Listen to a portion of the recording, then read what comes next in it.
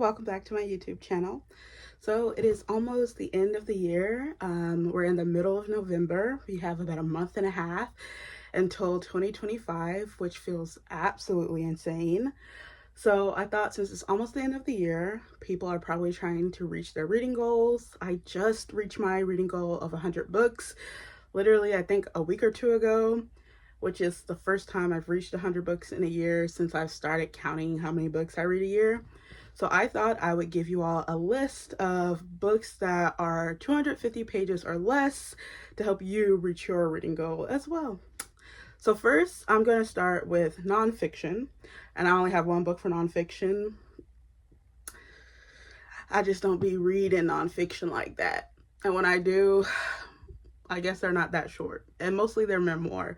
So I'm bringing you today a memoir, and I have Bone Black by Bell Hooks. This is a memoir of her girlhood growing up in the South.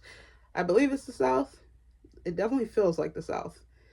But Bell Hooks is a popular was a popular writing critic. She has other books like All About Love and Communion and a ton of other critical works. But this is her memoir. And I read this when I was in undergrad, and it was the most just mind-blowing thing. I also taught it when I was a teacher a few years ago to high schoolers. Was that a great choice? I don't know, but I thought it was amazing, and I thought the youth needs these words. So definitely a really great read. Here's just one line to give you a sense of what she's doing in this book. In Bone Black, I gathered together the dreams, fantasies, experiences that preoccupied me as a girl, that stay with me and appear and reappear in different shapes and forms in all my work. Without telling everything that happened, they document all that remains most vivid. They are the foundation on which I have built a life in writing, a life committed to intellectual pursuits. So good. I love Bell Hooks. I do. Okay, so that ends our very short nonfiction section. And so I have a couple of sci-fi and fantasies. So first I have All Systems Red by Martha Wells. It is about sort of an apathetic robot who has gained sentience and who sorry, my battery is about to die. It's about an apathetic robot who's gained sentience, and we basically watch him on this planet, going about his day very, what's the word? Very upset about maybe some past experiences that have gotten him labeled as Murderbot. But I think this is like, it was just such a fast and easy read. I think I read like most of this like on a plane when I was coming back from New York to Georgia, and I was just astounded. And it's a series, and I definitely plan on picking up the rest of it.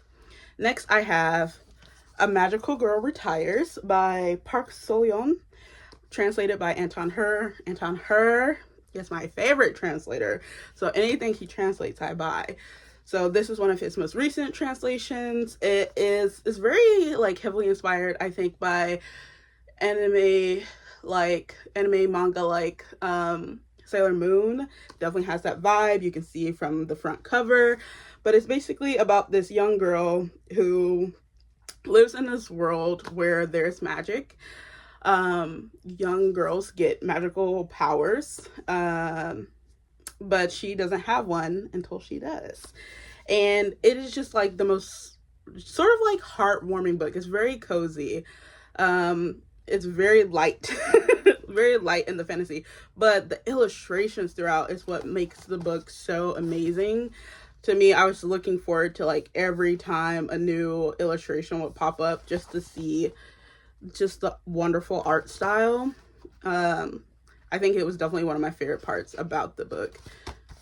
Also, it's sapphic. So, it's sapphic. Next, we will move on to short story collections. I am mainly at the moment a short story writer. So it is like I think it is my duty to buy short story collections because I know the struggles of being a short story writer. So I have to support my brethren. So the first short story collection I'll show you is God's Children Are Little Broken Things by Arinze Ifekandu. It's actually published by a small press called A Public Space, which I worked at for a few years. I still work there, more in like a freelance position, but this book, I actually got the chance to like talk to the author, and he is great. And I also obviously got a chance to rate the book, and it is great. So it's a short story collection about queer love in contemporary Nigeria. And I think the stories in this book are just so powerful and moving. I think the collection recently won the Dylan Thomas Prize. So it's definitely one worth picking up. The last story in it, called Mother's Love, is probably my very favorite. Like, I've annotated all over that story. It is wonderful. So definitely check out this short story collection by this wonderful, wonderful author. Next, this is probably my favorite short story collection ever. Yeah, it is probably my favorite short story collection ever. It is Cursed Bunny by Bora Chung, translated by Anton Hur. This is actually my very first Anton Hur translation I read. And this book was so good. That's what started me being like, I have to read anything this man translates. Because it was like putting an electrode right onto my brain and going zip, zip every time I read a story. It is the most phenomenal short story collection. I think it's technically classified as horror, but to me, it's definitely like horrifying. And it's definitely like speculative, but I'm a baby when it comes to horror, and I can read this, so I think anyone can. It's just a little creepy sometimes. It's just a little creepy. There's a story with like this bunny, what would be the word? Like this bunny statue that like is passed to people to curse them, curse bunny, that this family has, and they use that statue to curse people. And then there's this wonderful story called Pets, which is about this woman's waste products coming to life in her toilet. And, you know, isn't that fun? There's just every story in here is just a sensation. Her other collection, Your Utopia, is also amazing. It probably comes like a very close second to this book. But that book is a little longer than 250 pages, I think. So not in this video, but I definitely recommend picking up both of the collections. They're amazing. Okay, now moving on to just fiction. So first I have Shoplifting from America, obviously a very tiny book. I read this like super quick. It was given to me to read by a professor when I was in undergrad. And it's like one of those books.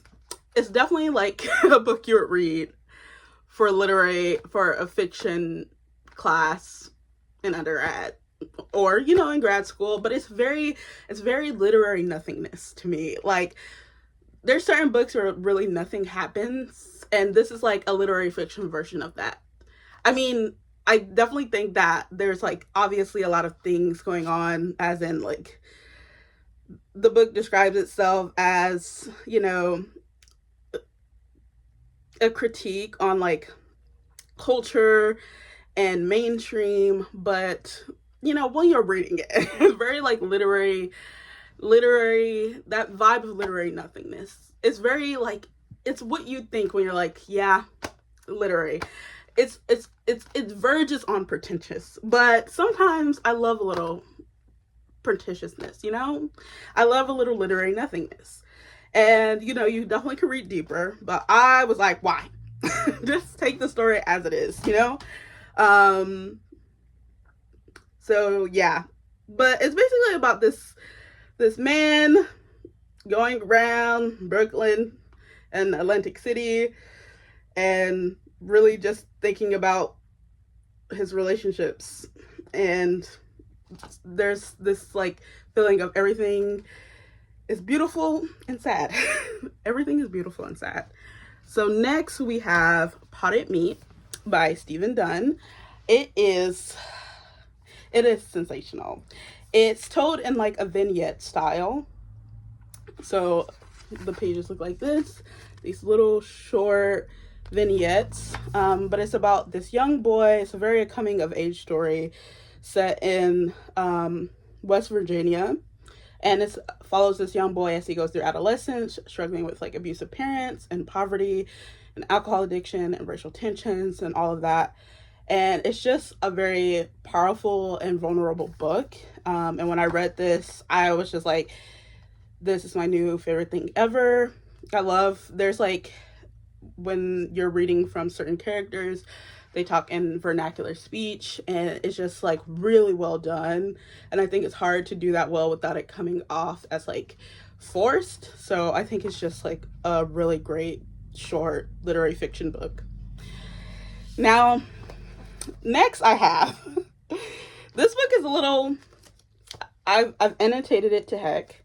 It's a little crazy. It's called Mumbo Jumbo by Ishmael Reed. It's postmodernist, and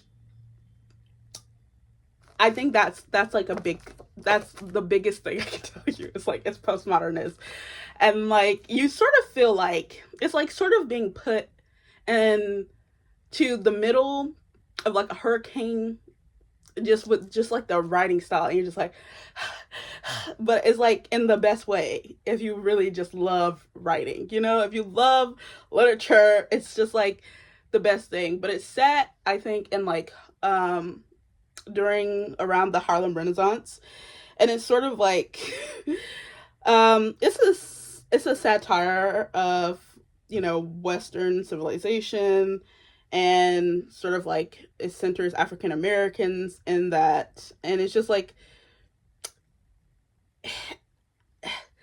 it's hard to describe, but there's like this book that is trying to be canonized, right?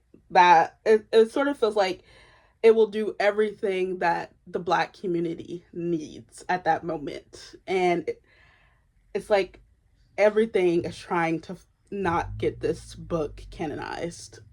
That's as best as I can describe this book to you, because it was a whirlwind, and it's been a few years since I read it, but just know, like, if you could see just like the crazy amount of annotations I made throughout this book, it's an amazing read. That's all I can tell you. Now, next we have The Last White Man by Mohsin Hamid, and I think that's how you pronounce his name. If it's not, I'm sorry. And it's about basically everybody in the world starts turning Black. Now, I want you to just imagine that happening in our world right now. Think about it. Do you see the chaos in your mind? Do you see it? Yeah. It's crazy. It's crazy. But it's amazing, and I definitely recommend, after reading it, to go onto Goodreads and read the one-star reviews. And yeah. Because I read the one-star reviews and I was like, whoa! People were reading this way differently than I was reading it. Like, I was reading it and I was like, that is an interesting, thought experiment about like how it would look and feel for white people, because it's following a white man, to suddenly turn Black and be Black, and what that would look like, because it doesn't happen all at once. It happens, certain people start turning Black, and it's not all at once. So you can imagine just the dystopia. Yeah. Okay. Next book is The Life Before Us by Romain Gary, I think. It's a translated work from, what is it translated from? French? French. I think it's translated from French.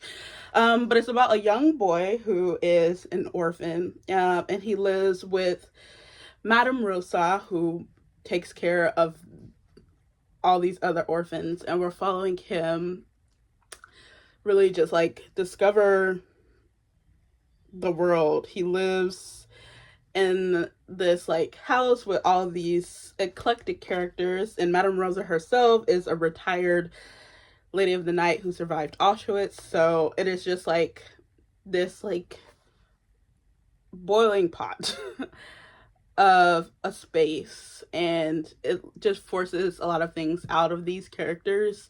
And it was just like a really beautiful story that I think it's best to like go in, just experience the atmosphere that the author creates. It was one of the best reads. I read it for a class that I had in graduate school, and it was one of my favorite reads that semester. Next we have Such Small Hands. This is actually based on, I believe it's based on a true story. But it's about this young girl who goes to an orphanage. Sorry for all the orphan stories. She goes to an orphanage with these other young girls, and it's about violence, and it's about it's very haunted. It's a very haunted feeling book throughout, and I believe it's told in I think is it told in the first person plural? Maybe. Is it? There's definitely like a section that's very like chanty. Like very like just like how Greek tragedies have the muses that start the plays. It has that very chanty vibe in a definite section of this book, but it was eerie reading it. It was, the whole experience was just like, the author created such an eerie atmosphere throughout the whole thing, watching these young girls and the violence of young girls. And I think it's a definite read that I think everybody should have in their hands. And it's translated from the Spanish by Lisa Dillman. I'm sorry, I forgot to say who this was translated by. So The Life Before Us was translated by Ralph Manheim. Hopefully, I've just been missing all the translated works. My bad if I have. But moving on, we're going to The Employees by Olga Ravin. This book is like set in space. And it's like told as in like, I guess like statements being taken from the people on this spaceship. People, because some people are full humans and other people are humanoids.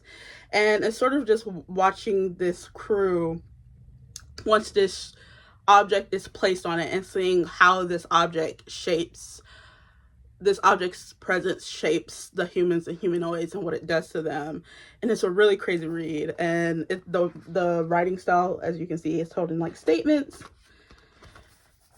The writing style is like, you have to like, when you're reading it, you have to be like ready to read it. You have to be ready to be in the book, you know? Like, don't just pick it up and be like, fun little short read. You have to concentrate, you know? You have to concentrate. It requires concentration. Okay, next I have Grief is the Thing with Feathers by Max Porter. Now this book it's about grief, obviously. It's about this son and these two sons and their father who have recently lost their mom and wife. And it's just following them as this crow appears, and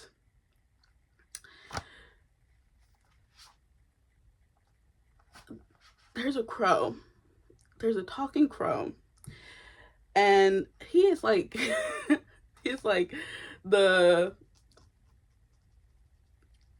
I don't know, the bearer of grief. I don't know how to describe it. But it's just such a strange book, and I definitely recommend, if you can, to like get this at on audio, because hearing it spoken is an experience of itself, because the way the crow talks, it's a whole different kind of talking style. And reading it, trying to read the way the crow talks, is just like, it was too much for my brain. So I got it on audio, and it just made the experience 10 times better reading it, but also just like hearing it spoken aloud. Next I have The Mxyzptlala Letters. I don't know if I'm saying that right, by Ana Castillo. And it's an epistolary novel told in letters between two friends. And it's focusing on their, like, this relationship between these women are very independent. And so it's like an examination on like love, gender conflict, and female friendship. And I also am a big fan of epistolary novels. I'm writing an epistolary novel. I'm a big fan of epistolary novels, so I'm always seeking them out. I love reading them. I was actually going to put The Perks of Being a Wallflower, but I feel like everybody knows The Perks of Being a Wallflower. So I was like, they've probably had this recommendation before. But if you haven't, The Perks of Being a Wallflower, another epistolary novel, really great, really short, but very good. Very, very good. Love this book. I had to write an essay on this book, and I very much enjoyed doing that. Okay, now we move on to poetry. Okay, let me preface this by saying, I know that, like, people have a thing with poetry. I had a thing with poetry. I was just like, I can't read poetry. I don't get it. It's too hard. What are they talking about? Just say what you mean. That was me. But I since learned, and it's not really like something grand, but I learned that for me personally, poetry is much more understandable when I'm reading from a poet that comes from similar experiences as me. So for me, that's like reading poetry by Black authors.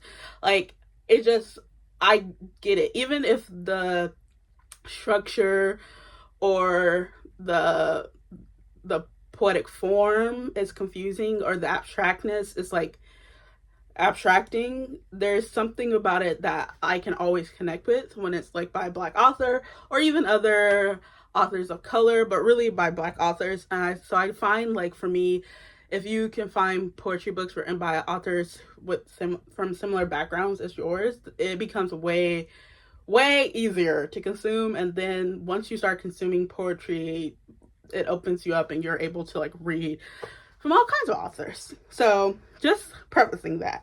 But the first poetry collection I have is Jane by Maggie Nelson. It is about a murder, the murder of her aunt by this serial killer. And basically Maggie Nelson gets access to her aunt's journal. And so the collection is like parts from her aunt's journal, and then poetry about this murder, and about who her aunt was, and about just all these like elements that goes into all of that. And it was one of the most just like incredible reading experiences, and I absolutely love reading it. And I think there's a follow-up book to this, but definitely check out Jane by Maggie Nelson. Really good poetry collection.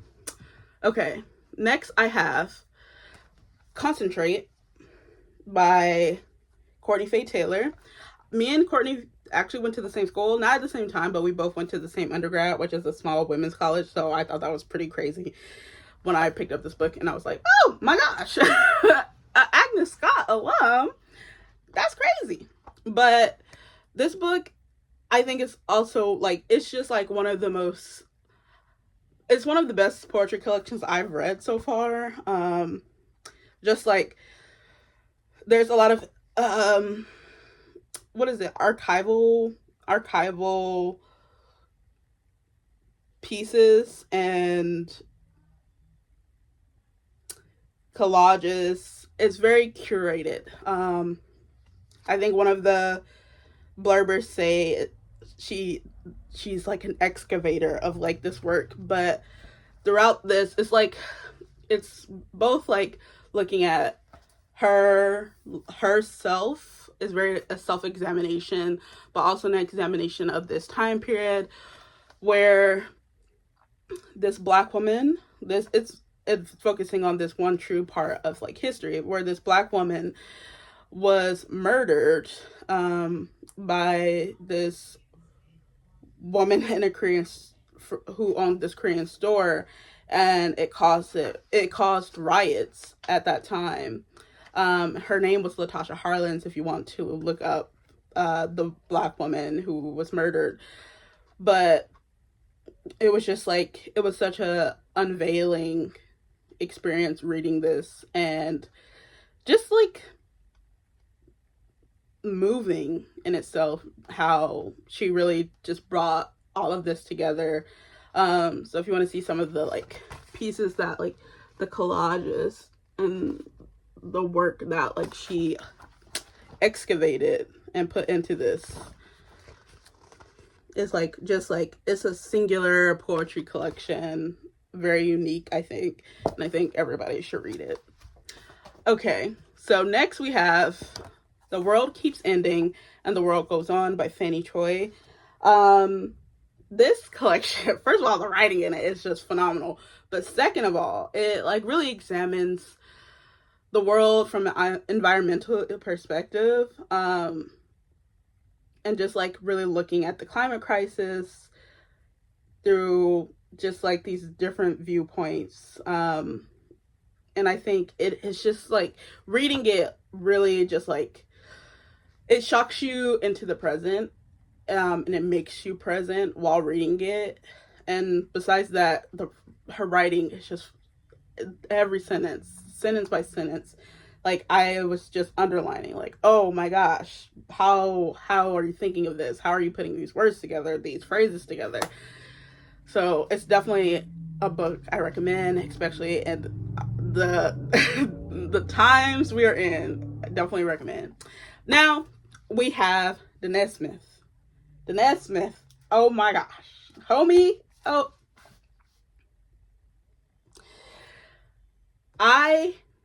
when I read Homie, I was like, I must read everything they published. I must read everything. And I have since gotten, I think, just about all their published works, including chapbooks. I was like, I must own everything they've ever done. Okay, battery is continuing to die. Okay, but yeah, everything they've ever done, I have to have it. So just reading this is definitely a book where I was like I can see myself on the page. I can see my experiences on the page. I want you to read it. That's it. You must read it. You have to, or else. I'm just like looking through it, and I underlined everything. I love everything. I like every annotation just says wow. It's just everywhere. It's just like, damn, wow. I can't even like pick out a good line, because then I would just be reading you entire poems. So I will stop, but you have to read this and then everything else they've ever written. Then I have Before the Ever After by Jacqueline Woodson. It is about a young boy whose father is a football player who, I forgot the word, but it's when people have repeated trauma to the head. And so we're following this young boy as he watches his father like suffer from this, like what that is doing to him, just like to his father on the daily basis. This like repeated trauma to the head. The book is told, the book is in verse. So if you see that, it's told in verse. And it is also, I forgot to mention, but we have since moved on from poetry. We're now in YA middle grade-ish area. But it won the Coretta Scott King Award and the NAACP Image Award, and it's definitely deserved it. it's just such a moving book. And by the end, I was very much near tears because the relationship between this father and son is just so beautiful. It is so beautiful, and it's heartbreaking to watch this son see his father change in the way he does. But I think it is definitely an important book, but a very important read that I think everyone should pick up. And finally, we come to the last book. So finally, my last book is a YA book called The Realm of Possibility by David Leviathan. And it is also told in verse. And it's about this like one school, and it's told from I think 20 kids in the school, and it just sort of like, to be vague, it looks at the endless possibilities, you know? And you're just following these kids, and as you're reading, you sort of like see the connections between each of the people talking. I remember when I was first reading this, I had got a notebook out so I could try to like figure out each connection between the people in the book, which made like it a very interactive reading experience because it doesn't outright say exactly the connections between some of these kids, but you by reading between the lines, you sort of like get who someone is talking about, and it just makes for a very fun reading experience. So if you like YA, I definitely recommend. That is it. So I hope there's something in here for pretty much anyone coming to this video. I hope you find something that is worthwhile reading and that helps you get to your reading goal for the year. So that's all I have for you today. Subscribe, like, and see you again in the future next week. Please. Bye.